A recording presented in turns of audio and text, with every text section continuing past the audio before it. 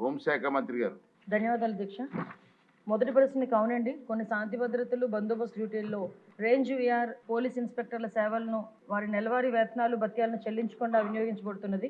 Second question అధ్యక్ష, ఖాళీలు ఏర్పడిన వెంటనే జిల్లాలో రేంజ్ విఆర్ పోలీస్ ఇన్స్పెక్టర్ నియమించడం అవుతుంది లేదా వాళ్ళ ఆప్షనల్ అనువైన విధంగా డిప్యుటేషన్ విభాగాలు నియమించబడుతుంది అధ్యక్ష. పోస్టింగ్స్ ఇచ్చిన వెంటనే వెయిటింగ్ వ్యవధిని క్రమబద్ధీకరించి వేతనాలు పొందడం అవుతుంది. కావున వెయిటింగ్ వ్యవధిలో ఇన్స్పెక్టర్లు ఇబ్బందులు ఎదుర్కొంటున్న విషయం వాస్తవమే. ఎందుకంటే వారు పోస్టింగ్స్ పొందిన తర్వాత వారు వేతనాలు అయితే పొందడం అవ్వాలి, కానీ లాస్ట్ 5 years కూడా వాళ్ళకి ఆ వేతనాలు ఇవ్వకుండా చాలా ఇబ్బందులు పెట్టిన పరిస్థితి కూడా వాస్తవం అధ్యక్ష. అదేవిధంగా మనకి థర్డ్ క్వశ్చన్ కి అవునండి, 4 wheelers ఒక్కొక్కరికి కూడా ఒక్కొక్క నెలకి 120 లీటర్లు, 2 wheelers కి 25 లీటర్లు పెట్రోల్ అనేది ఇవ్వడం జరుగుతుంది, పెట్రోల్ డీజిల్ అనేది ఇవ్వడం జరుగుతుంది. ఇది సహజంగా సరిపోదు. కావున శాంతి భద్రతలు డ్యూటీలు, వేపీ డ్యూటీలు వంటి క్షేత్రస్థాయి డ్యూటీలు నిర్వహించేటప్పుడు అధికారులు అనేక ఇబ్బందులు ఎదుర్కొంటున్న విషయం కూడా వాస్తవం అధ్యక్ష.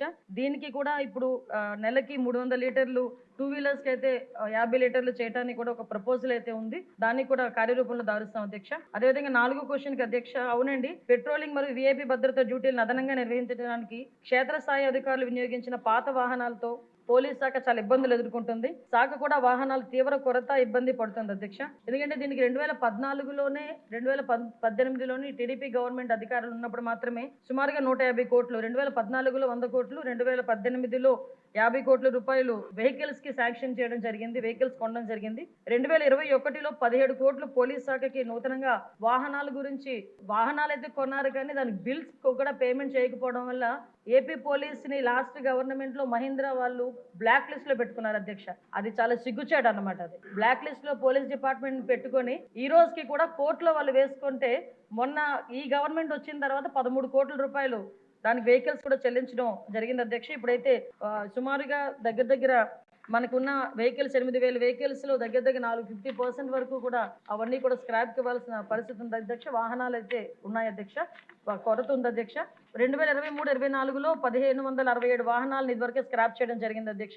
ఇప్పుడు 2,605 వాహనాలు స్క్రాపింగ్ సిద్ధంగా ఉన్నాయి అధ్యక్ష. నూతన వాహనాలు కొనుగోలు, ప్రస్తుత వాహనాల మరమ్మతుల కోసం బడ్జెట్ కేటాయింపు నిమిత్తం అభ్యర్థనతో సమస్యలను ప్రభుత్వ దృష్టికి తేవడం అయింది అధ్యక్ష. అదేవిధంగా నెక్స్ట్ క్వశ్చన్ అధ్యక్ష, అవునండి, పోలీస్ సిబ్బంది కొరత అయితే ఉంది అధ్యక్ష. 2023 డిసెంబర్ 31 నాటికి 19,999 వేకెన్సీస్ ఉన్నాయి అధ్యక్ష. వేకెన్సీస్ లిస్టు వాటి కేటగిరైజ్ ప్రకారం సభ్యులకు కూడా అందించడం జరిగింది అధ్యక్ష.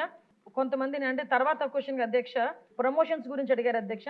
17/9/2002 తేదీ గల హోమ్ సర్వీసుల శాఖ జియో ఎంఎస్ నెంబర్ 280, 30/12/2011 తేదీ గల హోమ్ సర్వీసుల శాఖ జియో నెంబర్ 301 ద్వారా తీవ్రవాద, ఉగ్రవాద సంబంధిత శాఖల్లో విశిష్ట సేవలు అందించిన పోలీస్ సిబ్బందికి తర్వాత ఉన్నత హోదా యాక్సిలరీ పదోన్నతులు ఇవ్వడానికి ఒక కార్యవిధానాన్ని రూపొందించడం జరిగింది అధ్యక్ష.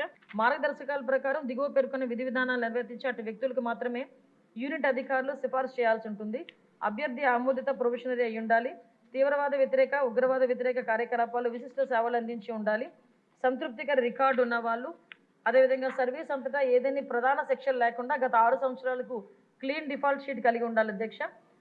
అదేవిధంగా బిఎస్సి సివిల్ డిఎస్పి పదోన్నతి పొందేందుకు సర్వీస్ నియమాల అర్హత విధానాన్ని నెరవేర్చిన అతను లేక ఆమె ఉంటే తప్ప శాఖలో 30 సంవత్సరాల సర్వీస్ పూర్తి చేసుకున్న సబ్ ఇన్స్పెక్టర్, సెక్టర్ ఇన్స్పెక్టర్, డిఎస్పీగా పదోన్నతి పొందరు అధ్యక్ష.